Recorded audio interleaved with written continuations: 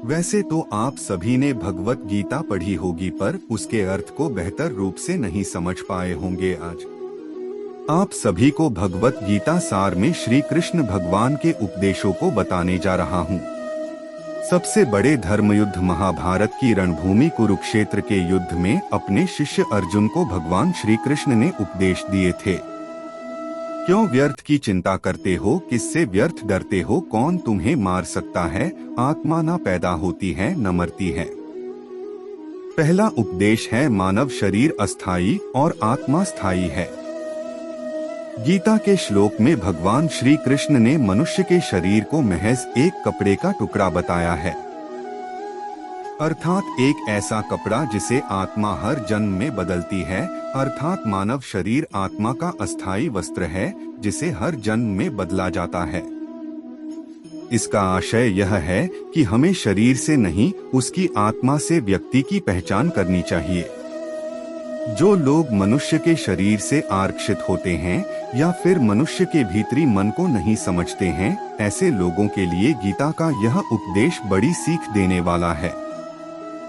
दूसरा उपदेश है जीवन का एकमात्र सत्य है, वो है मृत्यु। गीता सार में श्री कृष्ण ने कहा है कि हर इंसान के द्वारा जन्म मरण के चक्र को जान लेना बेहद आवश्यक है, क्योंकि मनुष्य के जीवन का मात्र एक ही सत्य है और वो है मृत्यु। क्योंकि जिस इंसान ने इस दुनिया में जन्म लिया है उसे एक दिन इस संसार को छोड़कर जाना ही है और यही इस दुनिया का अटल सत्य है। लेकिन इस बात से भी नहीं नकारा जा सकता है कि हर इंसान अपनी मौत से भयभीत रहता है। अर्थात मनुष्य के जीवन की अटल सच्चाई से भयभीत होना इंसान की वर्तमान खुशियों को भी खराब कर देता है। इसलिए किसी भी तरह का डर नहीं रखना चाहिए। तीसरा उपदेश है गुस्से पर काबू करना चाहिए, क्योंकि क्रोध से व्यक्ति का नाश हो जाता है। भगवान श्री कृष्ण ने गीता के उपदेश में कहा है कि क्रोध से भ्रम पैदा होता है और भ्रम से बुद्धि का विनाश होता है। वहीं जब बुद्धि काम नहीं करती है तब तर्क नष्ट हो जाता है और व्यक्ति का नाश हो जाता है। इस तरह हर व्यक्ति को अपने गुस्से पर काबू करना चाहिए, क्योंकि क्रोध भी भ्रम पैदा करता है। इंसान गुस्से में कई बार ऐसे काम करते हैं जिससे उन्हें काफी हानि पहुंचती है।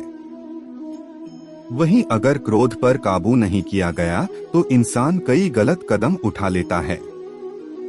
वहीं जब क्रोध की भावना इंसान के मन में पैदा होती है तो हमारा मस्तिष्क भी सही और गलत के बीच अंतर करना छोड़ देता है। इसलिए इंसान को हमेशा क्रोध के हालातों से बचकर हमेशा शांत रहना चाहिए, क्योंकि गुस्से में लिया गया फैसला इंसान को गहरी क्षति पहुंचाता है। चौथा उपदेश है व्यक्ति अपने कर्मों को नहीं छोड़ सकता है। श्री कृष्ण ने में बताया है कि कोई भी व्यक्ति अपने कर्म को नहीं छोड़ सकता है। अर्थात जो साधारण समझ के लोग कर्म में लगे रहते हैं उन्हें उस मार्ग से हटाना ठीक नहीं है, क्योंकि वे ज्ञानवादी नहीं बन सकते। वहीं अगर उनका कर्म भी छूट गया तो वे दोनों तरफ से भटक जाएंगे और प्रकृति व्यक्ति को कर्म करने के लिए बाध्य करती है। जो व्यक्ति कर्म से बचना चाहता है वह ऊपर से तो कर्म छोड़ देता है, लेकिन मन ही मन उसमें डूबा रहता है। अर्थात जिस तरह व्यक्ति का स्वभाव होता है वह उसी के अनुरूप अपने कर्म करता है। पांचवा उपदेश है मनुष्य को देखने का नजरिया। गीता सार में मनुष्य को देखने के नजरिए पर भी संदेश दिया गया है। इसमें लिखा गया है जो ज्ञानी व्यक्ति ज्ञान और कर्म को एक रूप में देखता है उसी का नजरिया सही है। छठा उपदेश है इंसान को अपने मन को काबू में रखना चाहिए। गीता सार में उन लोगों के लिए संदेश दिया गया है जो लोग अपने मन को काबू में नहीं रखते हैं, क्योंकि ऐसे लोगों का मन इधर उधर भटकता रहता है और उनके लिए वह शत्रु के समान काम करता है। मन व्यक्ति के मस्तिष्क पर भी गहरा प्रभाव डालता है। जब व्यक्ति का मन सही होता है तो उसका मस्तिष्क भी सही तरीके से काम करता है। सातवां उपदेश है खुद का आकलन करें।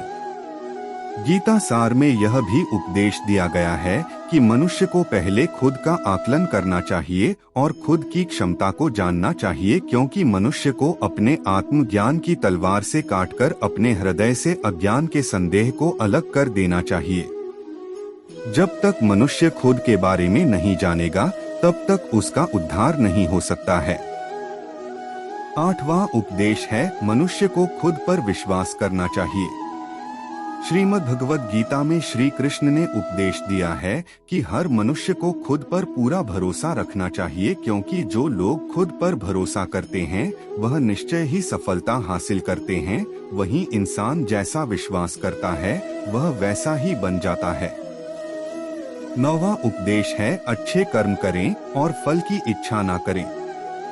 जो लोग कर्म नहीं करते और पहले से ही परिणाम के बारे में सोचते हैं, ऐसे लोगों के लिए गीता सार का यह उपदेश बड़ी सीख देने वाला है। इसमें श्री कृष्ण ने कहा है कि इंसान को अपने अच्छे कर्म करते रहना चाहिए और यह नहीं सोचना चाहिए कि इसका क्या परिणाम होगा, क्योंकि कर्म का फल हर इंसान को मिलता है। इसलिए इंसान को इस तरह की चिंता को अपने मन में जगह नहीं देनी चाहिए कि उसके कर्म का फल क्या होगा या फिर किसी काम को करने के बाद वह खुश रहेंगे या नहीं। अर्थात कर्म करने के दौरान इंसान को इसके परिणाम के बारे में बिल्कुल भी चिंता नहीं करना चाहिए और किसी भी काम को चिंता मुक्त होकर शुरू करना चाहिए। 10वां उपदेश है मनुष्य की इंद्रियों का संयम ही कर्म और ज्ञान का निचोड़ है। जाहिर है कि मनुष्य के सुख और दुख में मन की स्थिति एक जैसी नहीं रहती है। सुख में मनुष्य ज्यादा उत्साहित हो जाता है और दुख में वह बेकाबू हो जाता है। इसलिए सुख और दुख दोनों में ही मनुष्य के मन की समान स्थिति हो, इसे योग ही कहा जाता है।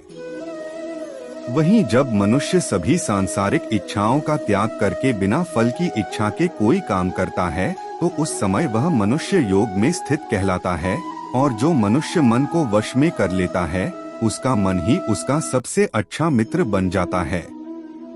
लेकिन जो मनुष्य अपने मन को वश में नहीं कर पाता है उसके लिए वह मन ही उसका सबसे बड़ा दुश्मन बन जाता है।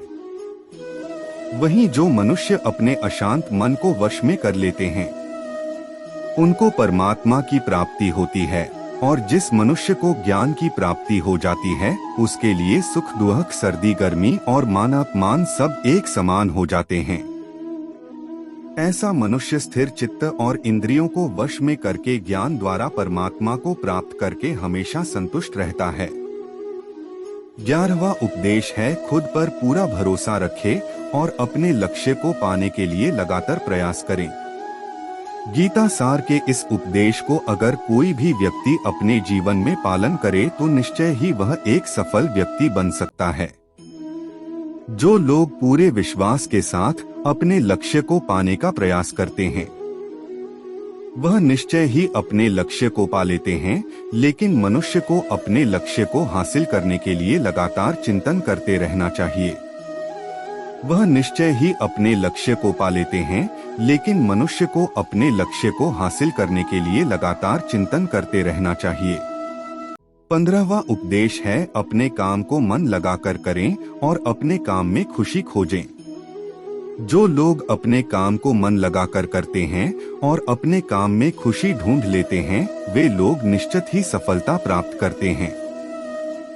वहीं दूसरी तरफ कई लोग ऐसे भी होते हैं जो किसी काम को बोझिल समझकर उस काम को सिर्फ निपटाने की कोशिश करते हैं। ऐसे लोग किसी काम को ढंग से नहीं कर पाते हैं और अपने जीवन में पीछे रह जाते हैं। 16वां उपदेश है स्वार्थी नहीं बने। श्री कृष्ण ने गीता सार में उन लोगों के लिए इस उपदेश के माध्यम से बड़ी सीख दी है जो लोग दूसरी की भलाई पर ध्यान नहीं देते और सिर्फ अपना मतलब साधने में लगे रहते हैं। उन लोगों का कभी भला नहीं होता। आपको बता दें कि इंसान का स्वार्थ उसे अन्य लोगों से दूर ले जाकर नकारात्मक हालातों की तरफ धकेलता है, जिसके चलते व्यक्ति अकेला रह जाता है। वहीं गीता में यह भी कहा गया है कि स्वार्थ शीशे में फैली धूल की तरह है, जिसकी वजह से व्यक्ति अपना प्रतिबिंब ही नहीं देख पाता। वहीं अगर आप चाहते हैं कि आप भी अपना जीवन खुशी पूर्वक व्यतीत करें, तो इसके लिए यह जरूरी है कि आप अपने स्वार्थ को कभी अपने पास नहीं आने दें, क्योंकि स्वार्थी मनुष्य दोस्ती भी सिर्फ अपना स्वार्थ निकालने के लिए करते हैं। 17वां उपदेश है, ईश्वर हमेशा मनुष्य का साथ देता है। आपने अक्सर यह सुना होगा कि जिसका कोई नहीं होता उसका भगवान होता है।